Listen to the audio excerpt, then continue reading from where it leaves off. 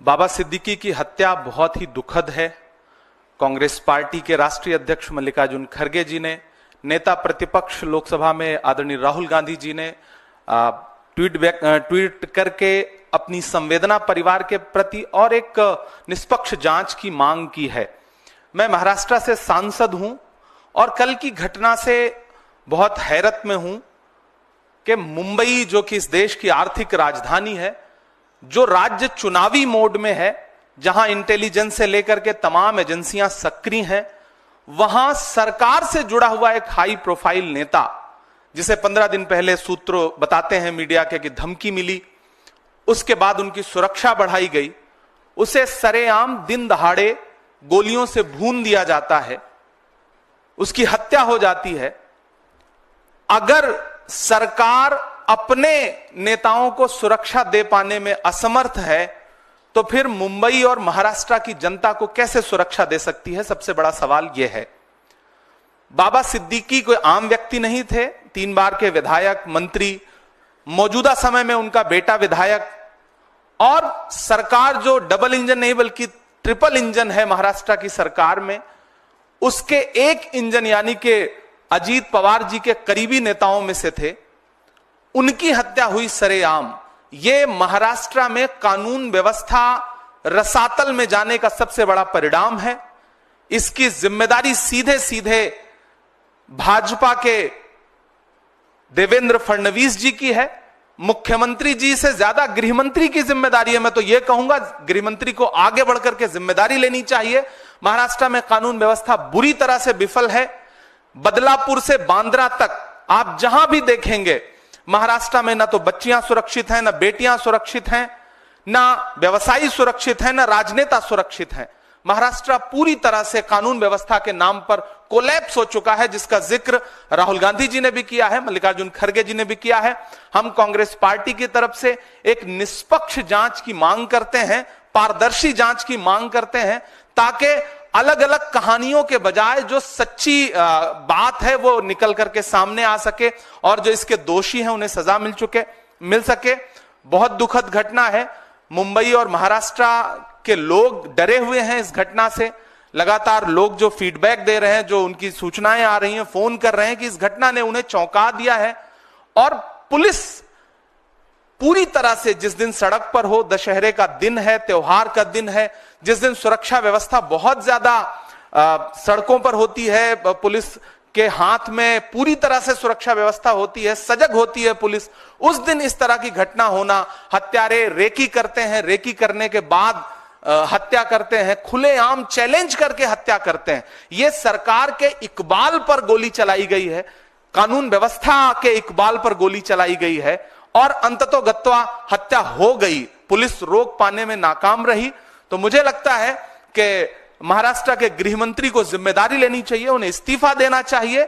महाराष्ट्र की जनता यह कह रही है और कांग्रेस पार्टी की तरफ से हम यह डिमांड करते हैं कि एक निष्पक्ष कमेटी बनाइए, जांच, जल्द से जल्द जांच रिपोर्ट महाराष्ट्र के सामने, देश के सामने आए, ताकि महाराष्ट्र के लोगों का डर खत्म हो सके।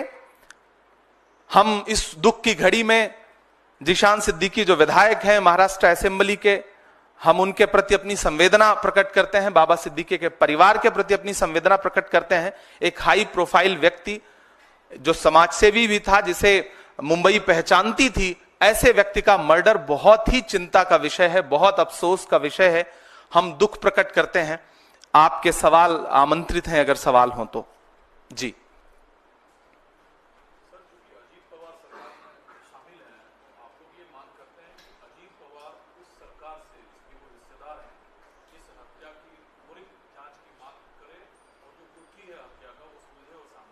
नहीं, सिर्फ अजीत पवार जी को तो मांग करनी ही चाहिए, वो उनकी पार्टी के एक इंपॉर्टेंट नेता थे, लेकिन देश का हर विपक्षी दल मांग कर रहा है कि डबल इंजन, ट्रिपल इंजन की सरकार कर क्या रही है। सबसे पहला तो हम अजीत पवार जी पे से प्रश्न ना पूछ के हम देवेंद्र फडणवीस जी से सवाल पूछे ना, हम शिंदे जी से सवाल पूछे ना कि उनकी पुलिस क्या कर रही है, उनका प्रशासन क्या कर रहा है। हम सवाल को घुमाते क्यों हैं? हमें तो सीधे सीधे महाराष्ट्र की सरकार से, वहां के गृहमंत्री से सवाल पूछना है कि कैसे हत्या हुई, बाकायदा चैलेंज करके हत्या हुई। तो ये तो सीधे सीधे आपकी जिम्मेदारी, आगे बढ़िए, जवाबदेही लीजिए। अजीत पवार जी सवाल पूछे ही पूछे, हम सारे लोग सवाल पूछ रहे हैं, मीडिया भी सवाल पूछे कि अगर जंगल राज ये नहीं है तो फिर जंगल राज किसे कहते हैं? दिन दहाड़े हत्या हो रही है, मुंबई जैसे, बांद्रा जैसे पॉश इलाके में हत्या हो रही है, तो फिर जंगल राज तो यही है ना? क्या फिर जंगल राज सिर्फ गैर शासित भाजपा राज्यों के लिए शब्द इजाद किया गया है? असल में तो जंगल राज यही है जो महाराष्ट्र में, मुंबई में कल दिखाई पड़ा।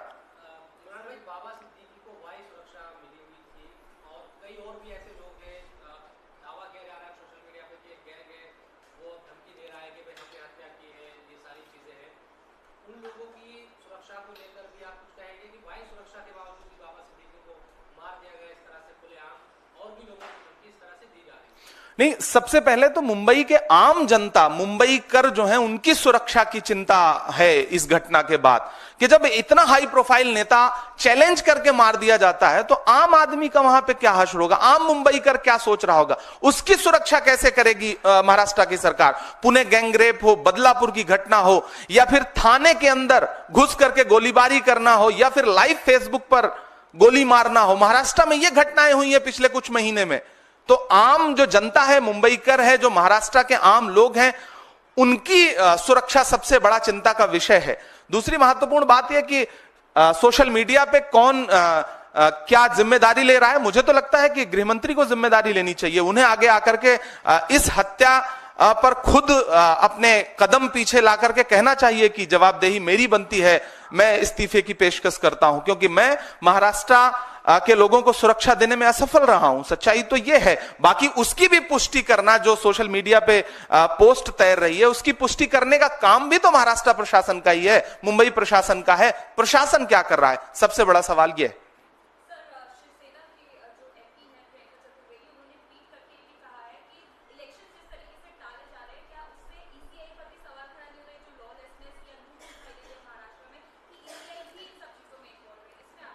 देखिए, मुख्य चुनाव आयुक्त महोदय मुंबई का दौरा करते हैं, महाराष्ट्र का दौरा करते हैं। मुख्य चुनाव आयुक्त टीम के साथ अगर किसी राज्य में जा रहे हैं तो इसका मतलब इलेक्शन मोड में है राज्य, सारी एजेंसियां सक्रिय हैं, सारी एजेंसियां इलेक्शन मोड में हैं। ऐसे में जब सारी एजेंसियां सक्रिय हैं, उसके बाद इतनी बड़ी घटना हो रही है, तो यह तो बहुत बड़ा सवालिया निशान है, न सिर्फ राज्य के प्रशासन पर बल्कि केंद्र के प्रशासन पर भी बहुत बड़ा सवालिया निशान है।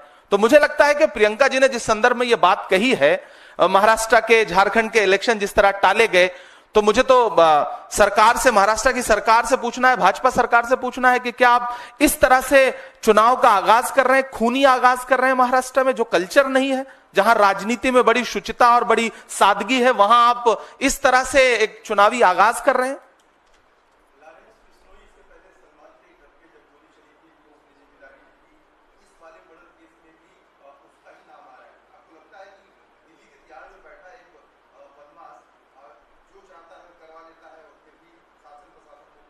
मुझे लगता है कि देश के गृह मंत्री से सवाल पूछा जाना चाहिए, अमित शाह जी से यह सवाल पूछा जाना चाहिए, महाराष्ट्र के गृह मंत्री से यह सवाल पूछा जाना चाहिए कि अगर कोई इस तरह से आगे आके जिम्मेदारी लेना है जिसकी सत्यता अभी तक सामने नहीं आई है, घरों की राख फिर देखेंगे, पहले देखना यह है घरों को फूंक देने का इशारा कौन करता है।